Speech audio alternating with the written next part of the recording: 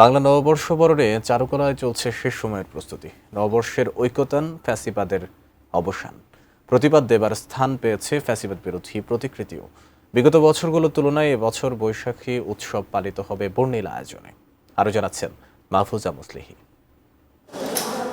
বাংলা বর্ষবরণে এবার যেন নতুন সাজে ঢাকা বিশ্ববিদ্যালয়ের চারুকলা প্রাঙ্গণ।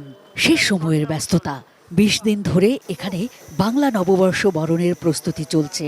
শিল্পী তার তুলি হাতে নিয়ে হরেক রঙে ফুটিয়ে তুলছেন বিভিন্ন ধরনের মাস্কট, স্বরাচিত্র, মুখোশ আর মোটিভ।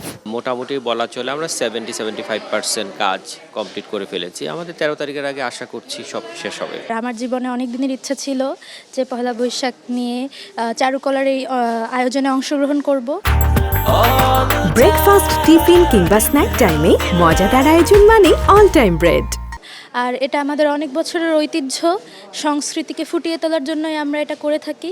উৎসবের রং ছড়িয়ে দিতে কেবল চারুকলার শিক্ষক শিক্ষার্থী নয়, আঁকা আঁকিতে অংশ নিয়েছেন ঘরে থাকা শিশু থেকে শুরু করে অন্যান্য স্কুল কলেজের শিক্ষার্থীরাও। শিক্ষকরা মিলে আমরা সব শিক্ষার্থীরা সবাই মিলে একটা কাজ করে যতটা আনন্দ পাচ্ছি তার থেকে আমাদের কাজ যখন অন্যকে উপভোগ করবে তখন সেই আনন্দটা আরো বেশি ভালো লাগবে।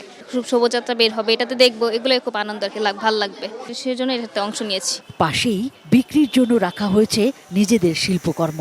মূলত এসব বিক্রি করেই শোভাযাত্রার বড় অংশের খরচ মেটানো হয়। এবারের বর্ষবরণ কেমন হবে এমন কৌতূহলের সঙ্গে প্রস্তুতিও দেখতে এসেছেন অনেকেই। প্রস্তুতি দেখে মনে হচ্ছে শোভাযাত্রাও খুব সুন্দর উৎসব মুখর পরিবেশে উদযাপিত হবে এবং অবশ্যই সেটা খুবই গর্জিয়াসলি হবে বলে আমি আশাবাদী। পয়লা বৈশাখে যে মিছিলটা হয় সেটাতে আমরা থাকি, সবাই অংশগ্রহণ করুক আমি চাইবো আন্তরিকভাবে। হাতি, ঘোড়া, পালকি সহ নানা ঐতিহ্য ফুটিয়ে তুলতে বাঙালিয়ানা তো আছেই, আছে ফ্যাসিবাদ বিরোধী প্রতিকৃতি। ঢাকা বিশ্ববিদ্যালয় কর্তৃপক্ষ জানান, বর্ষবরণকে ঘিরে নিরাপত্তার ঝুঁকি নেই এবার। উৎসবকে সার্বজনীন করে তুলতে চারুকলায় এবার বিশেষ নিরাপত্তা দেবে আইনশৃঙ্খলা বাহিনী। আইনশৃঙ্খলা রক্ষাকারী বাহিনীর সাথে তো আমাদের কথা হয়েছে, তারাও খুব আন্তরিক, ওনারা আমাদেরকে সর্বোচ্চ নিরাপত্তা নিশ্চিত করেছেন। অন্যান্য বছরের চাইতে এবার এই জায়গাটা আমি দেখছি বা ফিল করছি একটু ভালো নিরাপদ হবে। Mahfuza Muslihi, ATN news, Dhaka.